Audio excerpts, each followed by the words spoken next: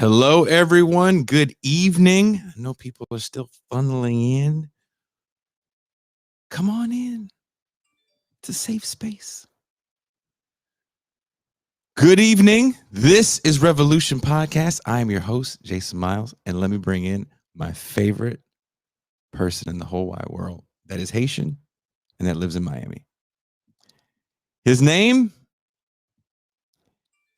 is Pascal Robert. Peace and greetings to the chat. Peace and greetings to Jason Miles. Peace and greetings to the audience. I am the only Haitian in Miami that you know. That's not true. I told you, Haitian in Miami. I'm in Miami. I played that club in Little Haiti, and I met some Haitians there. Very tough, frightening gentlemen. Little Haiti's a little rough part of town. You didn't tell me that. You didn't give me the warning. I don't think I knew you then. No, you didn't. That's okay. You know me now. That's all that matters. Today, we're going to be talking about Central America. Our guest wrote a book about the forgotten history of Central America. And I have to say, I haven't finished the book. I'm not going to sit here and lie and say I finished it. I didn't finish it. But blown away by a lot of the history in it. The first few chapters, actually. Did you know a lot of that stuff about the Native Americans, Pascal? No, I did not. This is a really, really interesting kind of discussion of internal class conflict that exists amongst Native Americans. That I highlighted a bunch of the internal. There's a lot of class conflict that our guest pointed out. So before we bring our guest on, of course, we make a little intro video. So here it is. Enjoy. My name is David Grossberg, and I'd like to know, do you think the children of illegal aliens should be allowed to attend Texas public schools free, or do you think that their parents should pay for their education? Who are you addressing that to? I think you're first in this. Looking right at you. I said he was. Look, I'd like to see something done about the illegal alien problem that would be so sensitive and so understanding about labor needs and human needs that problem wouldn't come up. But today, if those people are here, I would reluctantly say I think they would get whatever it is that they're, what the society is giving to their neighbors. But the problem has to be solved. The problem has to be solved because as we have kind of made illegal some kinds of labor that I'd like to see legal, we're doing two things. We're creating a whole society of really honorable, decent, family-loving people that are in violation of the law, and secondly, we're exacerbating relations with Mexico. The answer to your question is much more fundamental than whether they attend Houston schools, it seems to me. I don't want to see if they're living here, I don't want to see a whole thing of 6 and 8-year-old kids being made, one totally uneducated and made to feel that they're living with outside the law. Let's address ourselves to the fundamentals. These are good people, strong people. Part of my family is an Mexican. I think the time has come that the United States and our neighbors, particularly our neighbor to the south, should have a better understanding and a better relationship than we've ever had. And I think that we haven't been sensitive enough to our size and our power. They have a problem of 40 to 50% unemployment. Now, this cannot continue without the possibility arising with regard to that other country that we talked about, of Cuba and what it is stirring up, of the possibility of trouble below the border, and we could have a very hostile and strange neighbor on our border. Rather than making them or talking about putting up a fence, why don't we work out some recognition of our mutual problems, make it possible for them to come here legally with a work permit, and then while they're working and earning here, they pay taxes here.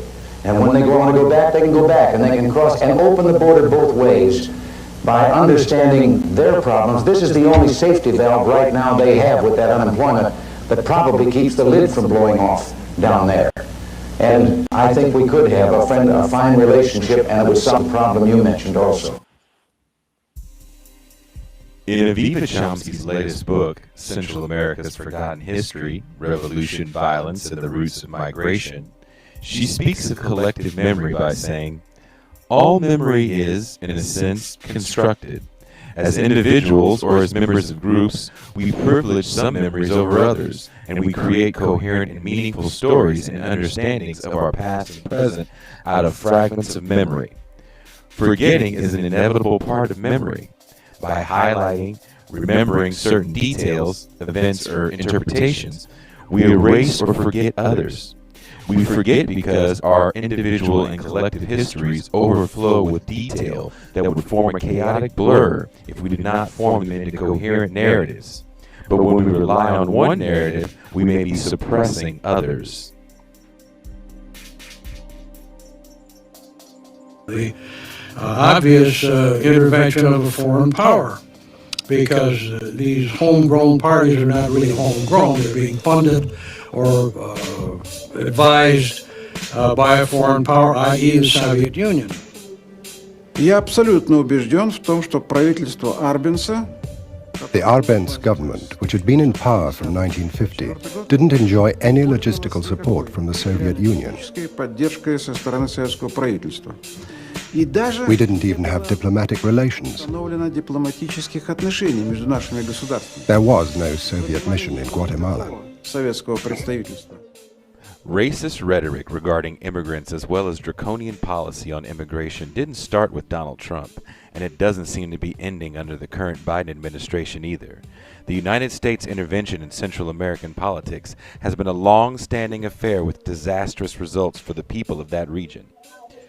Whether it's the CIA-backed coups in the name of U.S. private industry, drug war policy, suppressing leftist uprisings, or assassinating democratically elected leaders, the United States has been a central part of the current wave of migrant caravans.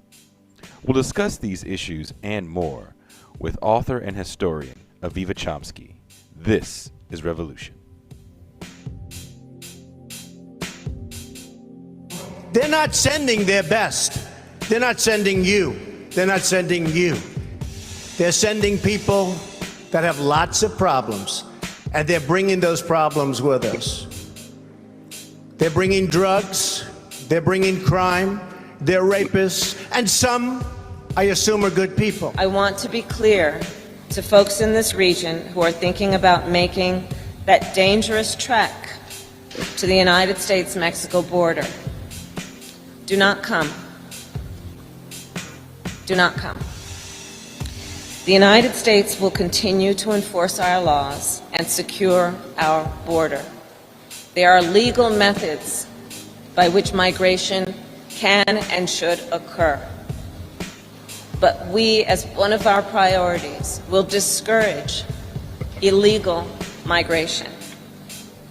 And I believe if you come to our border, you will be turned back.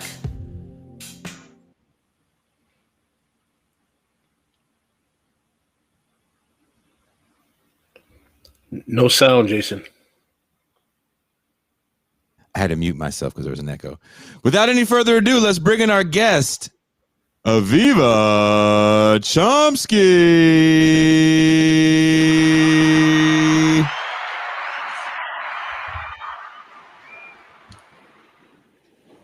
Thank you for Wow. Introduction. Was that a good enough introduction? That was one of a kind.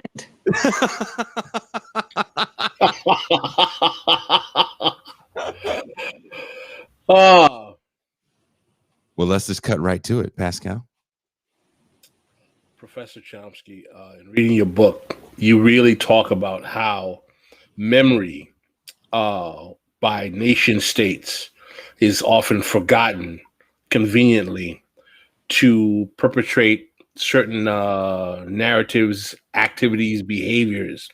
And one of the things that I was thinking about in the context of your book, and I asked this question, is it really a forgetting or is it really a manipulation of facts? Because sometimes I ask, were Americans ever really taught these things to forget them in the first place? Or is it that, and of course we're going to focus on the United States in an extent, but is it that the nation state project in and of itself is about creating a narrative to propagandize a certain project? And that no matter what the nation state is, we can't escape that process? Definitely. That's a really good question. I mean, the nation state, the making of a nation state, that process is a process of myth making, right? It's a process of selecting from the past and promoting a particular narrative of the past. But I guess when I talk about forgetting, I'm not talking about an individual, like you, Pascal, learned this and then you forgot it. I'm talking more about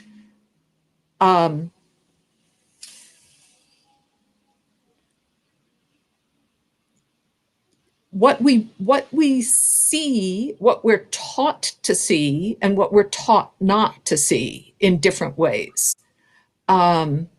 So,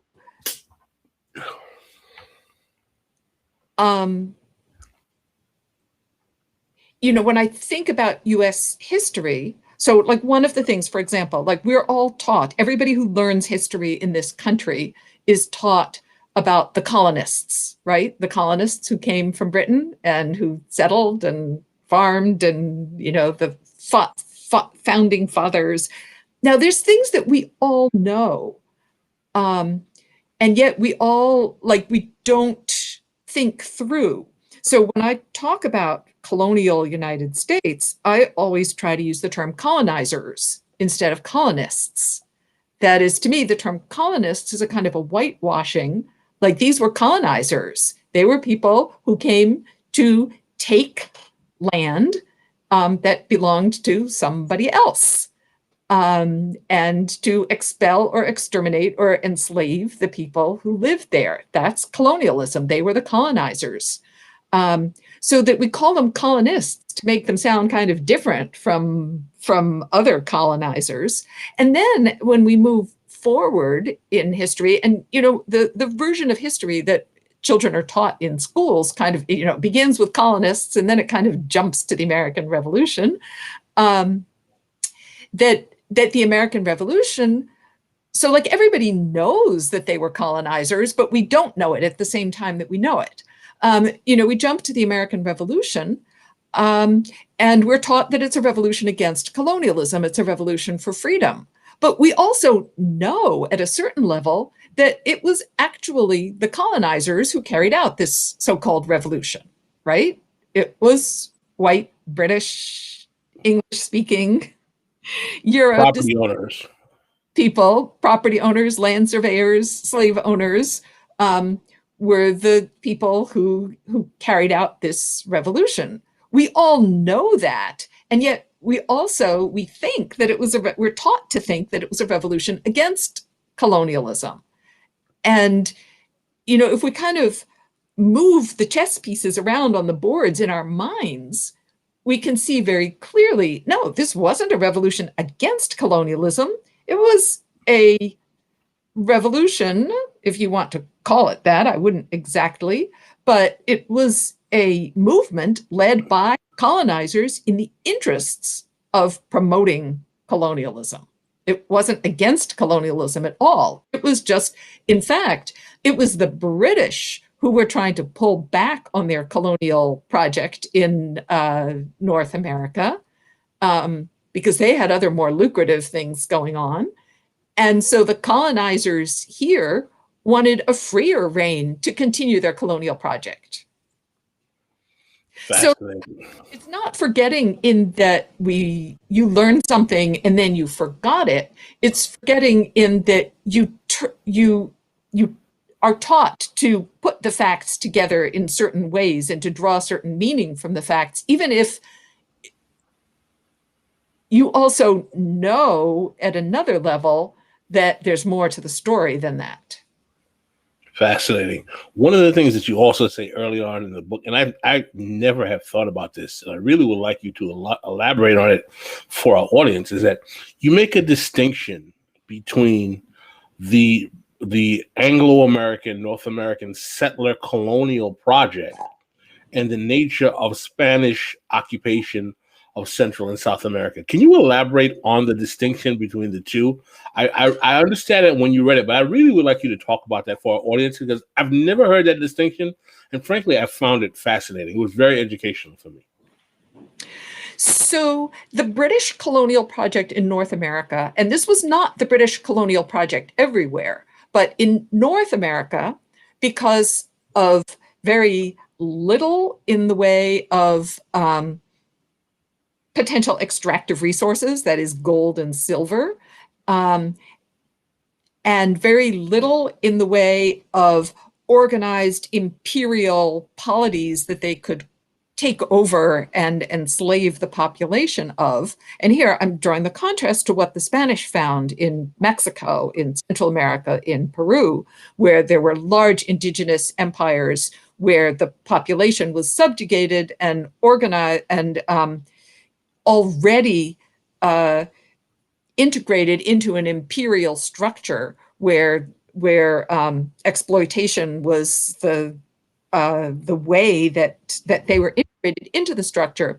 So it was much easier for the Spanish to take over these empires and sort of insert themselves at the top, whereas the British colonizers in North America were engaged in what historians call a settler colonial project. And it wasn't only in North America, it was also in Australia, in New Zealand, to a lesser extent in South Africa, where the goal of colonialism is not to rule over and extract from the native population, but rather to eliminate, dispossess, displace, and replace the native population with a white settler population. So settler colonial societies are very pro-immigration. Immigration means bringing more white settlers over. They're expansionist, and they basically engage in genocide because their goal is to eliminate and replace the native population. So we see this happening under British colonialism in North America, in Australia, in New Zealand, and to a certain extent in South Africa, where the native population needs to be moved out in order to make room for this large white immigrant population. Go ahead. So the distinction is that the Spaniards were willing to govern over a native indigenous population and extract wealth and resources from them in primitive accumulation, while the British or Anglo-American settler colonial project was about basically a population replacement and complete and total removal or genocide of native populations and repopulating them with white citizens, and then continuing on with the primitive accumulation. Can you elaborate as to what were the factors that caused that to be? Is that something that is social, cultural, the nature of the Protestant work ethic versus the Catholic work? What made those phenomena?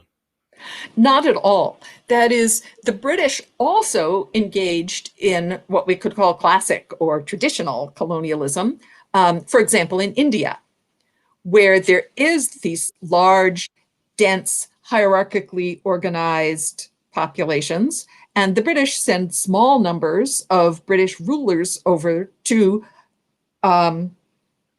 extract resources and labor from the existing population. So it has a lot more to do with what's on the ground that colonizers find, whether they are forced to, how their colonial project works out. And really, I mean, we can see three different ways that the British colonial project worked out. In India, for example, which is much more similar to the Spanish project in Spanish America, say Mexico, Central America, Peru, comparable to the British in India, the British in the Caribbean, and to a lesser extent in the southern United States, because this happened more after independence, but because there were resources to extract there, in the Caribbean and in the southern United States. And in this case, it wasn't mineral resources, it was plantation agricultural resources, sugar, tobacco, cotton. The British established slave colonial societies also, and they established immigrant-based settler colonial societies. So it really depended on demography and resources, whether there was an indigenous population that could be coerced into labor, and whether there were resources that could be extracted for profit and sale back in Europe. Fascinating. In fact, Jason, do you want to jump in with anything? Sorry. I did want to ask a question about, again, early on in the book, you actually talk a lot about the native struggles. And I'm not going to lie, most of what I know about Central America pretty much starts with U.S. intervention. Monroe Doctrine to United Fruit Company is where my history comes in. So your first 2+ chapters were kind of very illuminating for me. I have highlights all over the place. I'm so flattered. But I'm going to try to not. I'm not trying to be funny. I really have highlights all over the place. Early on in the book, you say they needed Indian workers and peasants to supply them with labor and tribute, and they needed Indian flocks to be converted. Paradoxically, they needed Indians to be Indians at the same time. They needed to define all that was Indian as inferior and in need of Spanish domination. While traditional accounts of the Spanish conquest of Central America generally attribute to the military leader Pedro de Alvarado, just as the conquest of Mexico is attributed to Hernan Cortez, or the discovery of America to Christopher Columbus, that tale is only one kind of memory making. More recent historiography of the conquest challenges the conquistador myth in several ways. In fact, Mexico and Central America have been home to rival and sometimes warring empires for hundreds of years before the Spanish arrived. The celebrated Spanish military conquests were actually carried out primarily by rival indigenous groups rather than by small Spanish force that accompanied them. The Spanish may have thought they were using native allies, but indigenous groups were using the Spanish newcomers for their own purposes. In the long term, the Spanish indeed came to dominate, but the long-term process has come to distort our memories of what we term the conquest. One thing that really kind of, and Pascal and I were talking about this, were the class issues between the native tribes. And again, when you talk about erased history, I had a person on the show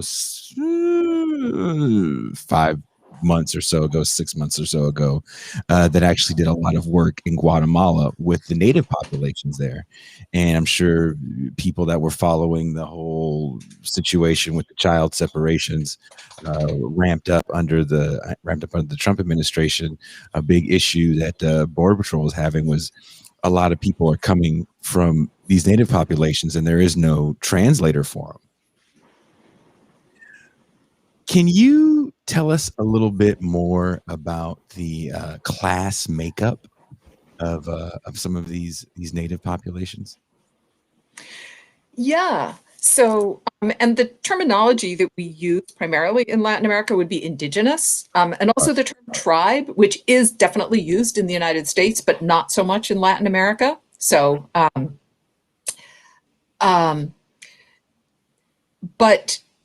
so if you go back 500 years, the indigenous societies of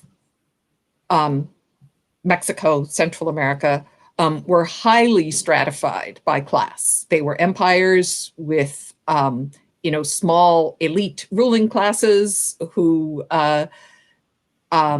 extracted wealth from enslaved or serf-like. I mean, there was nothing quite exactly like the kind of chattel slavery that the Europeans brought in later years, but certainly much of the rural peasant population worked not for their own benefit, but paid heavy tribute to their lords and overseers. And there were also religions that deified the ruling classes, just as there were in Europe, like divine right of kings, remember that? So yes, these were highly stratified societies, and they were also very multicultural societies. That is, there were many different languages spoken, there were different ethnic groups, there were different religions, and there were empires that rose and fell and battled each other, and groups that ruled over each other. So, it was anything but a peaceful, harmonious, unified, indigenous people. They didn't think of themselves as a single people. That's something that comes much, much later, after generations of colonialism, of sort of being turned into a more unified sense of indigeneity, and maybe not even until the present.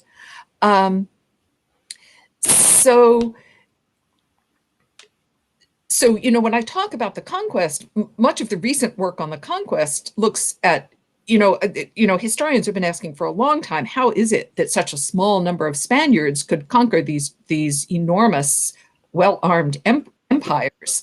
And there's been all kinds of different theories thrown around, but, was it their superior technology? Was it their superior culture? Was it that the indigenous people just gave up because they thought that the Spaniards were gods, because of their advanced technologies?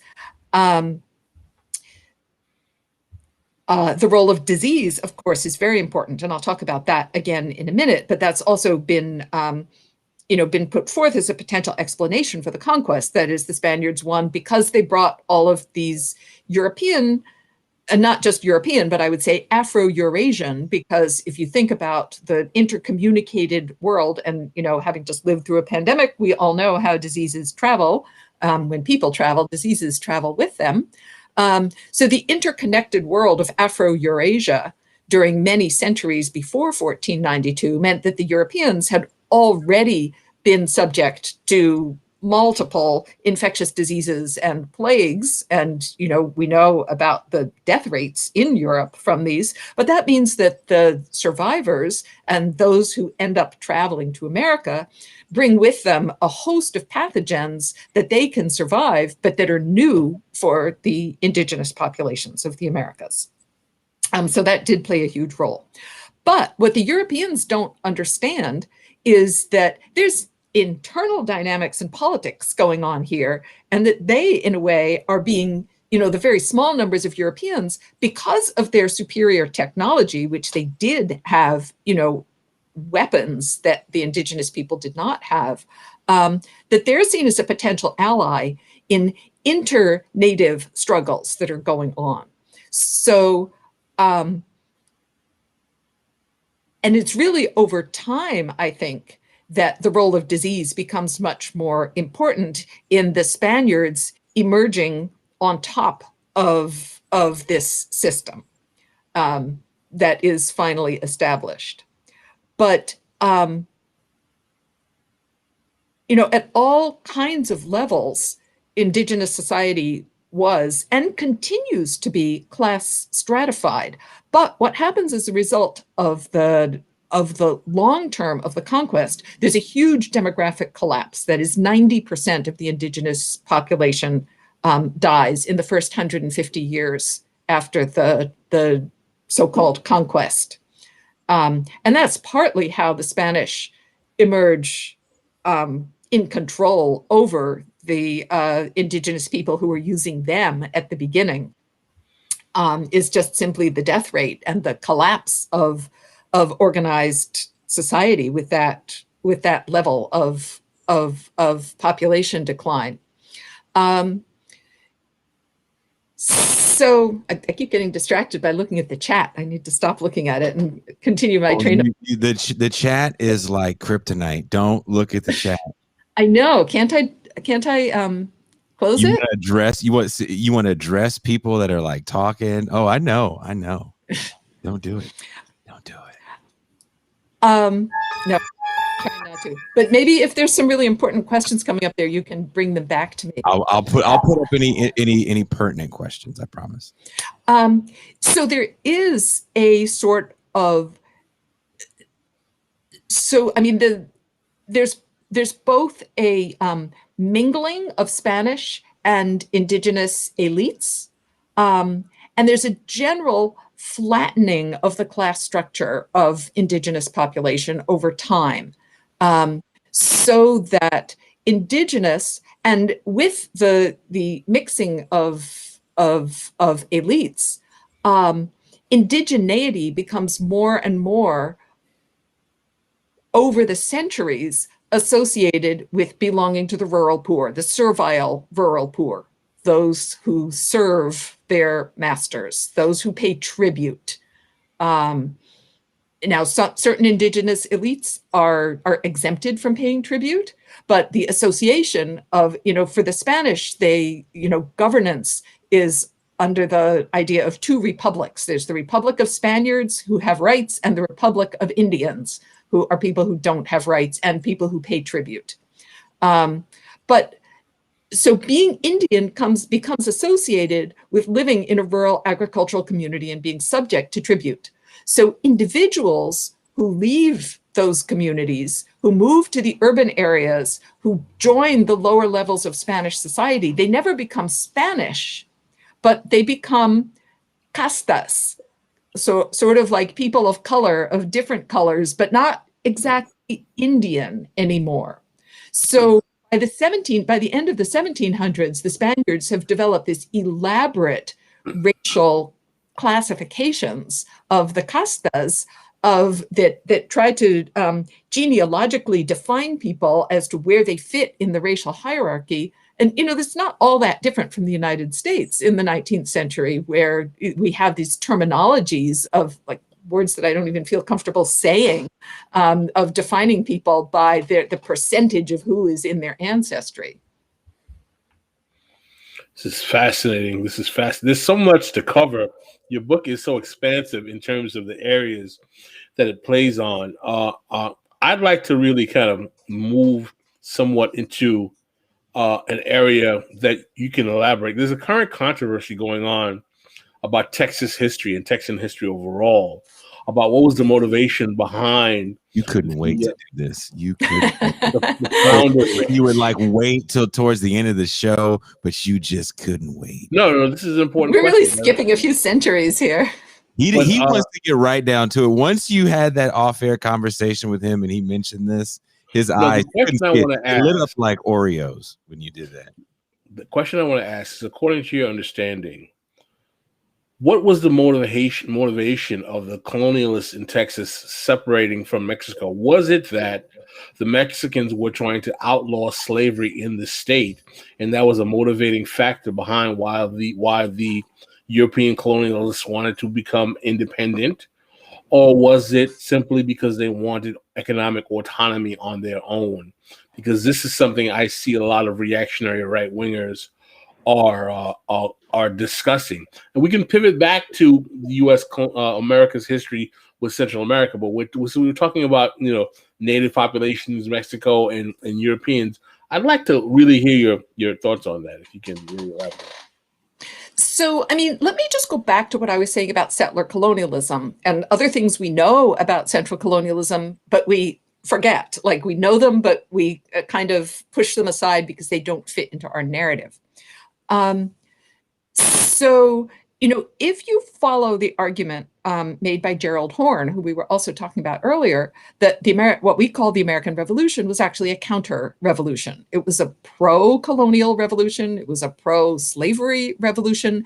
It was not a revolution by the people who had been colonized, that is, the Native Americans and enslaved Africans and African Americans.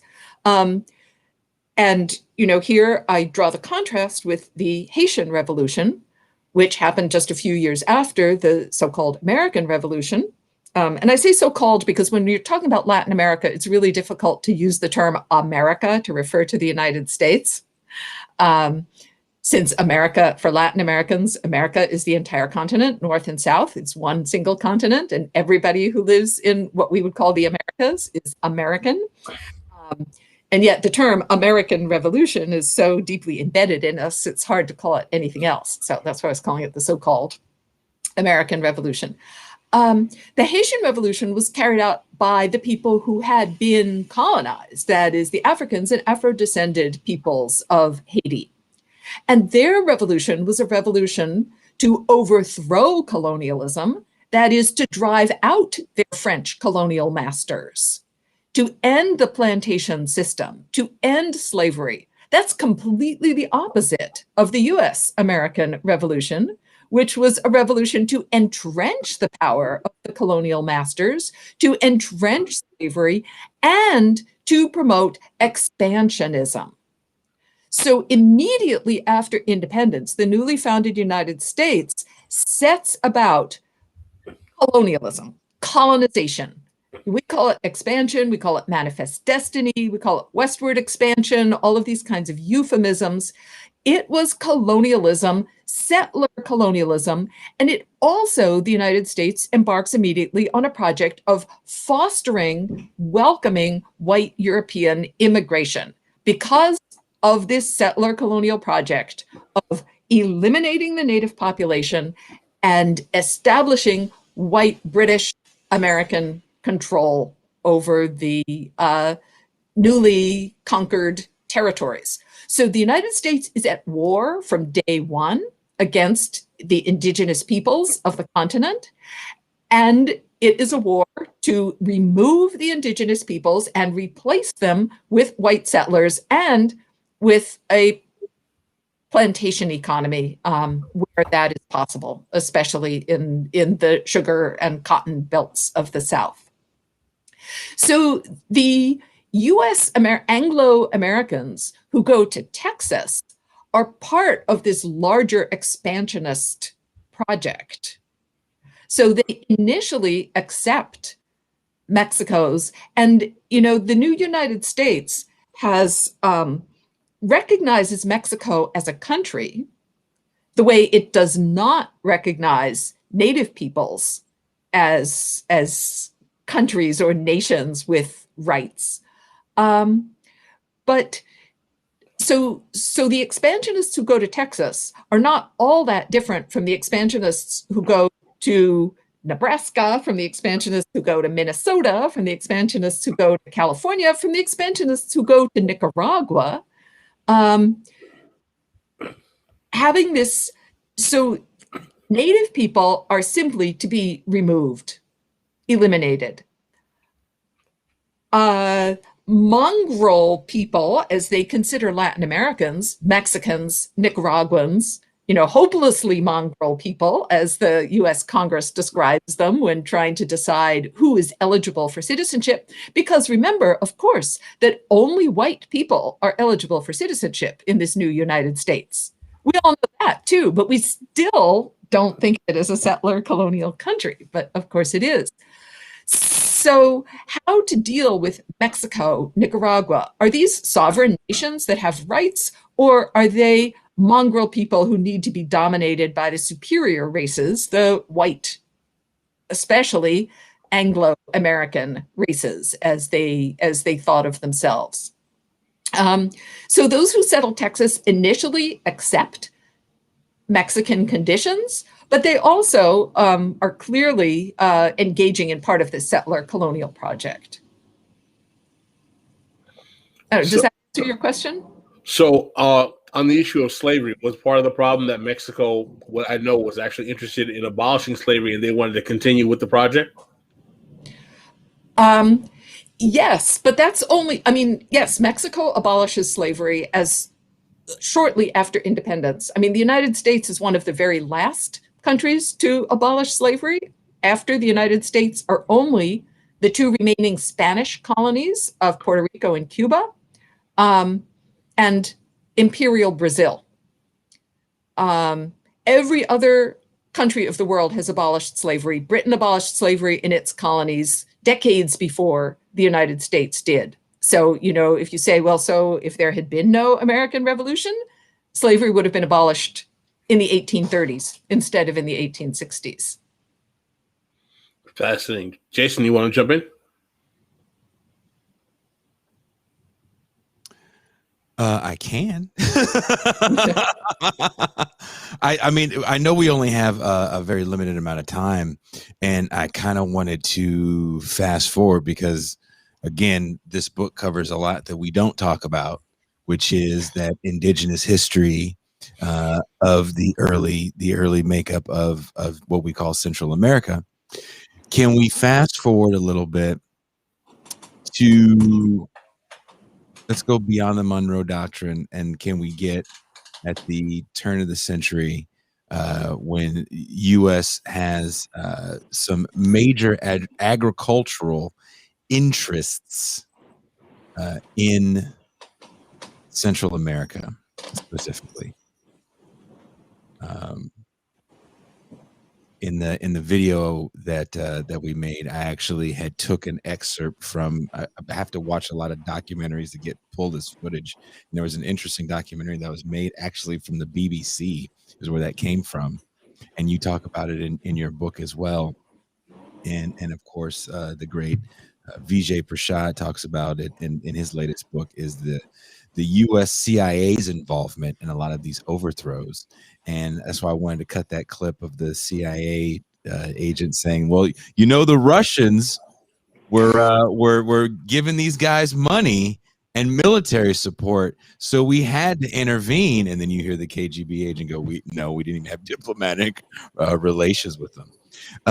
Can you talk a little bit about the Banana Wars and the Dulles brothers, who you actually talk about? I know that's a bit of a wide range, but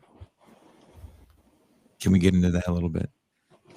Yeah. So to get into it, let me just try out something which I actually just thought about today for an article that I'm working on, but that kind of connects where I was to where you're taking me. And let me just go over it quickly, and you can tell me if it works, because I haven't submitted the article yet. I'm still working on it. It's due July 4th, so I have a few more days. Time. But so I think there's a real continuity between what I was just talking about and what you're asking about. Because, so for the article I'm working on, I'm trying to situate the Biden-Harris administration's policy historically. And I was just thinking about how they're using migration and like, why is, so, I mean, the policy that they're proposing is so similar to the policies that the United States has been proposing towards Latin America since its expansion in the early and mid 19th century, right? Since shortly after independence, because I really see intervention in Central America as coming straight out of what we call westward expansion. It's really totally integrated. And, you know, the first US use of Nicaragua is as a way to California without having to deal with all the indigenous territory in between that the United States claims, but doesn't. I had no idea about that, the role that the railroads played in all this, and of course, U.S. Steel. So, you know, the consistency of the policy is foreign investment and military intervention to back up the foreign investment, to ensure cheap labor, easy access to land, and to crush any resistance to this policy, the cheap labor policy of model of economic development. That is, we're going to invest there, and then we're going to protect our investments. And that's basically, you know, the Roosevelt corollary, dollar diplomacy, the Banana Wars, all of that is under those auspices. So, but the ways that these policies are sold to the American public and the ways that they're rationalized to the policymakers themselves change over time. So I look at 4 different phases of the rationalization of the exact same policy. So the first phase is the savages phase. These are all savages, and this is how it grows directly out of U.S. policy toward the Native American peoples.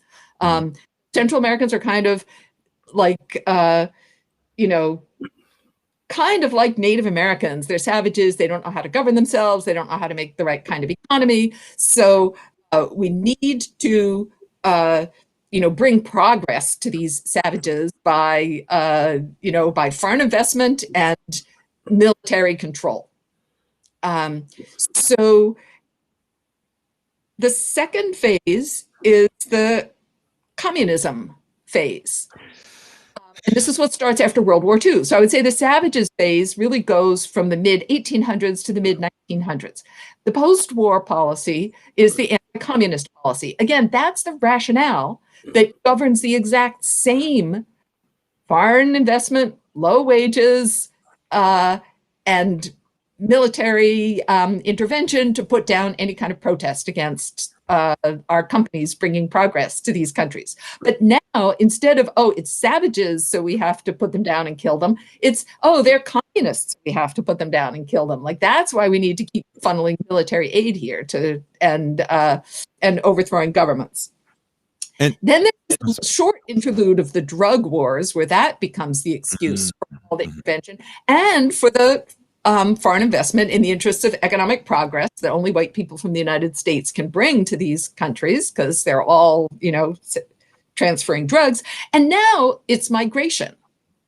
So if you look at how Biden and Harris are framing their policy, we have to, Harris is patting herself on the back for encouraging all these private companies like Nestle and Microsoft and MasterCard to invest in Central America, because that's going to bring them progress and that'll stop migration. And they need a lot of military help to stop these migrants from coming, because, I'm seeing migration as a kind of a form of social protest against the conditions that the United States is trying to enforce in Central America. So when the domestic movements for social change, the wars of the revolutions of the 1970s and 1980s are crushed, then the only kind of resistance that remains is flight, is leaving, like survival. Anyway, but so that's what I was thinking about, these sort of 4 phases of rationales that cover, justify the same basic policy of progress through investment and repression. That was another reason why I tried to find some old debates. You'd be surprised if you search immigration and presidential debates.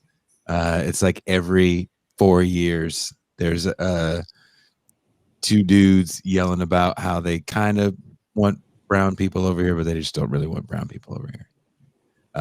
Finding that Reagan-Bush debate was amazing, because to hear George Bush yell out that there's a Mexican in his family, I snorted, laughed really loud, and woke up my child, because I hadn't heard someone say that in a presidential debate ever. Well, I mean, I was also thinking about, listening to Reagan and Bush there, that, migration didn't used to be considered such a problem. It's only, but a lot of the scramble to be more anti-communist than the next person, I think, had to do with domestic politics. That is, Democrats and Republicans playing this out domestically, and Democrats being afraid to be seen as soft on communism. And I feel like we're almost seeing a mirror of that in Biden and Harris now, trying to act as anti-immigrant as they can, so that they can't be accused of not being anti-immigrant enough. And then there's the Republican backlash, like, you're letting too many immigrants in, you're so weak, just like, you're soft on communism. Yeah.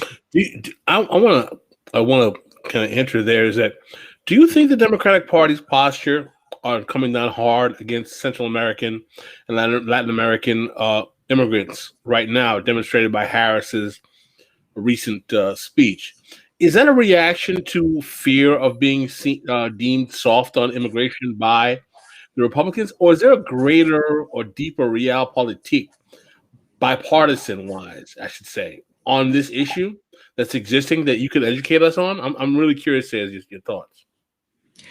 So I think the bigger bipartisan issue is the need to maintain the conditions for foreign investment in Central America. And the conditions for foreign investment are a repressed population, so it requires a lot of military aid. It requires, what conditions do foreign investors want? They want no taxes. They want easy access to land. They want cheap labor. They want no unions. They want no environmental regulation.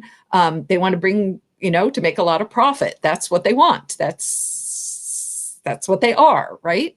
So the US government needs to protect this, but it can't sell that to anybody. In order to sell it, they need to cover it in the war against savages, or the war against communism, or the war against drugs, or the war against migration. So, Biden's plan for security and prosperity in Central America and is basically, more military and more export economy based on foreign investment. That's the bipartisan consensus. Migration, everybody knows. The entire bipartisan consensus knows that the US economy depends on undocumented migrant labor. But they need a rationale both to attack each other and to justify US policy towards Central America. And it's a good rationale for the exploitation of migrant labor in the United States. And it's a good rationale for, just like anti-communism, it serves a whole bunch of different domestic purposes. I wanted to further inquire about that, is that what role does the ever-existing and in some places increasing left or pink tide administrations in the region, Latin, particularly in South America, play in this geopolitics, if at all? Well, certainly another thing that we see the Biden administration doing is this attack on autocracy. And this is also a part of domestic politics, like trying to position the Democrats as, superior to Trump, because Trump was an autocrat and Trump made friends with autocrats. And now we're going to be the good guys, us, the Democrats, by attacking autocracy. But it's an extremely aggressive foreign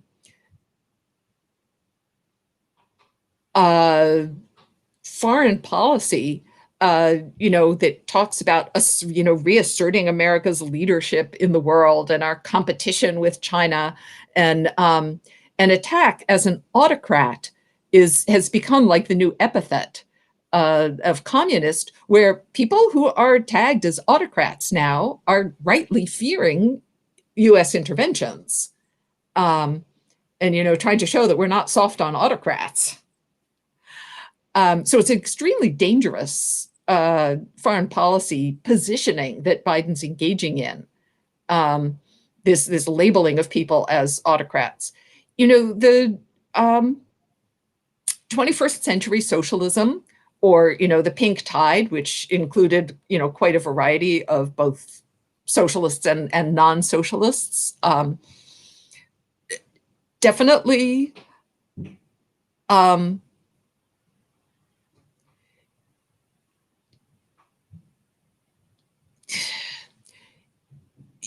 I think the United States tries to divide Latin America's leaders into those they believe they can work with, and working with means profits. It's all about neoliberal policies and foreign investment. So, and it's when profits and US corporations are threatened. We really haven't come that far from the days of dollar diplomacy. When the so-called rights and profits of our corporations are threatened, the government wants to step in to reassert those. Sorry, I was talking off camera. Someone, I don't know if you know the work of Jay Saki, wrote the book Settlers, The Myth of the White Proletariat. Someone, thank you for the super chat, Sean. Someone asked, how would you distinguish your work from Jay Saki's Settlers? I have to say I have not read that, so I can't really answer that question. I'm sorry. I'm writing it down, though. I haven't read it either. It's been Next time I'm on your show, I will answer that question. recommended. Oh, we're gonna get it next time. You hear that, Pascal? I'm thrilled. I'm glad I heard that. Go ahead, ask your question, Pascal. I'm sorry. Yeah, the question I wanted to ask you is that one of the things that, we discussed this in the green room segment, is that we have a current kind of discourse in America about critical race theory and the narrative of American history we teach in our schools, blah, blah, blah. The reactionary right wing is whining about how, the age of wokeness is causing these problems. I'm not necessarily advocating for critical race theory or against it, but I always think my position is that the attack of critical race theory is actually a right wing proxy for the fact that America's racial history is not something that they want taught in schools. In other words, history like we're talking about today is not something that they want to become common discussion in public schools, secondary schools, private schools, in any level of education. So I'd like to hear your thoughts on how, in this particular moment, this debate about critical race theory or how it's being used to frame what is actually about America's racial history, what it means in academic sense, in political sense, or otherwise. Do you have any thoughts overall? Yeah. So, I mean, on one hand, I think that the attack on so-called critical race theory is made by people who have no idea what critical race theory is. Any discussion of race, I mean, critical race theory actually means something, right? It comes out of legal studies, and it's basically looking at how laws and institutions have directly or indirectly created and enforced racial inequality. And that's not really exactly what is being taught in elementary schools, right? I don't think anybody's exactly teaching like the college level or graduate level critical race theory in elementary schools. What happened in your elementary school? No, not common out there in Massachusetts. But I think like some of the things that I was just pointing out about U.S. history that I think we all know, I think those fall under the purview, like the fact that the American Revolution was carried out in order to expand the colonial project and to maintain slavery. Like everybody knows that. It's no secret, but we're not supposed to say it because we're supposed to say, oh, the American Revolution was all about freedom. And so, I think those things can be taught in elementary school. Like there's no reason why elementary school students have to turn the so-called founding fathers into like godlike figures. So part of it is an attack on what I would say is critical history or honest history by people who think that students should be taught just pure white supremacy and patriotism. But part of it really distorts critical race theory, because if you look at the language of some of the laws, and I was reading that it was I think it was the North Carolina law, and there was one other that spend all their time talking about that white students shouldn't be taught that because they are white, they are guilty, and that children should not be taught that they are individually responsible for things that happened in the past. Well, nobody's ever proposed teaching white children that they are guilty of things that were done centuries before they were born. I don't think anybody's doing that anywhere. Nobody's proposing to do that anywhere. And that has nothing to do with critical race theory. Critical race theory isn't about trying to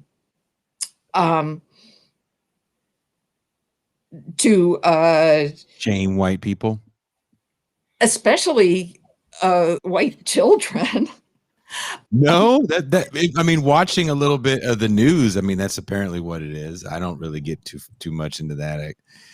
Pascal has his opinion on it, and I think while we have Avi here, you should give Avi your take on critical race theory real quick, Pascal. I mean, yeah, give me your take, but also I'm going to have to take off in just a moment because it's late here. I think critical race theory is basically a liberal critique of American racism that does not change the material realities of capitalism, in that it demands a kind of racial inclusion that is very much liberal anti-racism, that doesn't challenge the fact that Black people are disproportionately relegated to the reserve army of labor, and capitalism is the functional problem that causes the utility of racism.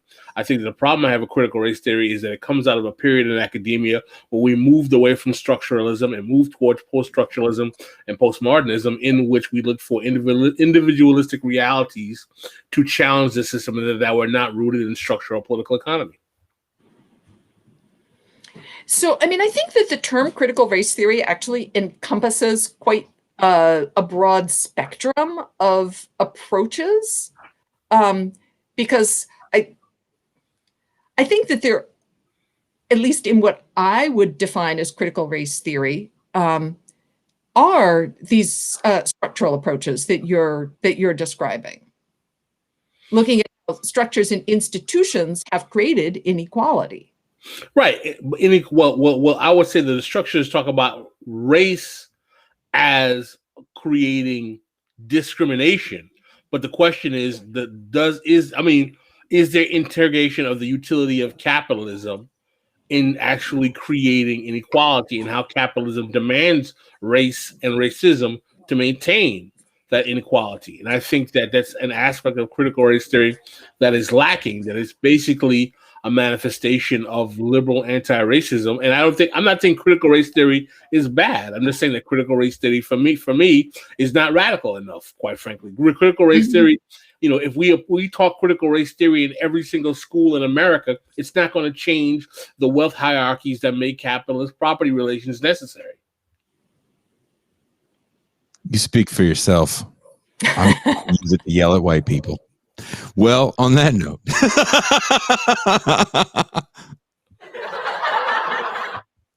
Avi, thank you for taking the time to talk with us today. We actually went over an hour, so I know it's late where you are. Her book is called Central America's Forgotten History, Revolution, Violence, and the Roots of Migration. I put links to the book. Buy links to the book in the chat everywhere you're watching the show. There's definitely links to it in the description everywhere you're watching the show. And we have to get you back when you write that article. Okay, well, thank you for letting me try out my idea. I hope you enjoyed being on our show. We'd love to have you back again. Yeah, it was great. Thanks so much for your questions. Thank you very much for your time, and you have a very good night. Thank you. Bye-bye. That was Aviva Chomsky, professor, author, historian. What else? That's a lot of things. It's a lot of titles. Scholar, intellectual writer. Scholar, intellectual writer. It's a lot of things. That is a lot of things. Pascal, how are you feeling? I'm feeling good. I think that was a really great interview. I think there's so much we could have covered. I would have loved to have the first two chapters for an hour and a half. Yeah, there's too much. There's so much in the book. I wouldn't say there's too much. There's so much in the book. I was reading. I'm just letting you guys know. I'm reading the first couple chapters, and she's talking about like the class makeup of indigenous cultures. It's blowing my mind because we totally is essentialized the right word to use? Essentialization. Yeah, we have now myopic. I think myopic is the word. We have a very myopic view of these countries and cultures. And also, just so you guys know, Pascal went to law school when critical race theory was hot in the streets. It was hot in the streets when I was in law school. That's when he was in law school. He was all about it. He had a high top fade at the time with a part right here. And he was all about critical race theory. Sorry. Those people keep laughing. So do you want to do a bonus part, or do you want to call it a night? Thursday we will be having a Jamu Baraka of the Black Alliance for Peace former Green Party vice presidential candidate for 2016, discussing the current situation in Colombia. I saw the kid in Pascal.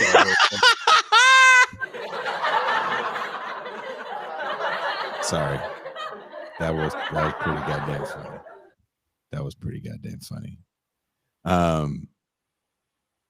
So recently we were on the Majority Report, and now we have a lot more listeners. And I constantly get nervous that as the show grows, we're gonna let you guys down. So why don't listen? We've had a busy week. Why don't we call it a night for now and get ready for the rest of the week, man? Well, also there's a special Friday show we're doing. So if you're a patron of this show, we're doing a special Friday Nerd Night show once again. I might jump in on the Nerd Night this Friday. Yes, Jason's too in love with that soundboard. I am way too in love with it. You think I should jump in on Nerd Night? Why do you want to jump in on Nerd Night? I don't know, man. Because you're my boy, man. I like hanging out with you. Fair enough. You can jump in on Nerd Night. That's all you have to say. I will say that we have convinced Pascal. I shouldn't say convince is the right word. We've worked out a time that Pascal is going to be on the Discord, taking your questions and having conversations. And by the way, I'm not trying to act like the all-knowing mind of the left. There's a lot of things I need to learn, just like you guys need to learn, and I need to learn from you. And I'm willing to do that, So I hope people ask dating questions. This should be hilarious. Dating questions? Oh, good grief. But on that note, when you hear the music playing, you know that it's time for us to go. Thank you once again to Professor Chomsky for coming back on the show. That was actually pretty dope. Thursday, Pascal, you got to help me out with that blurb for Thursday so I can make that video. We'll call something together. Also, I got to start making that new Cedric Johnson video essay for Zero Books. If you didn't know, we do a video essay series for Zero Books called The Dispatch. The latest one is out. It's called The Great Awakening. It is an essay that Pascal Robert has published in Black Agenda Report, and we put some really cool images to it. I made it, so definitely I tried to make it entertaining. I found some clips from Living Color. So that's in the works. That's going to be going down. Hit the share, hit the bell, subscribe, like, become a patron, share with your friends. So again, if you guys are patrons, I'll have a post up. Hopefully tomorrow we'll work out the exact time that Pascal will be on the Discord. Friday, we're going to be doing a special Nerd Night show for patrons only. I think Matthew Film Guy's coming back. Don't quote me on that, but it'll definitely be me, Jean, Jeremy, I believe, from Giving the Mic to the Wrong Person podcast will be on there. Oswald Bates was on. I made Marcus from Left Flank Vets do an Oswald Bates video today. Cedric Johnson, you like his writing? Well, Cedric gave me permission to use one of his essays in our video essay series. So I am blessed to have an amazing cadre of people that I can go to and get work to produce this video essay series. And I really enjoyed Cedric's essay on Huey Newton. So it's going to be on Huey Newton. And then I have to do Pascal's essay on Kanye West. Whole essay. We're going to circulate it again. You guys might like it. Oh, man. Napoleon the Legend loved it. Loved it. So, and he actually gave me some music. So this is going to be a big, this whole project is a big collaborative effort. So thank you, chat. Thank you, Avi. Pascal, we're going to shut it down early tonight. Yes. What does that mean? What does that mean?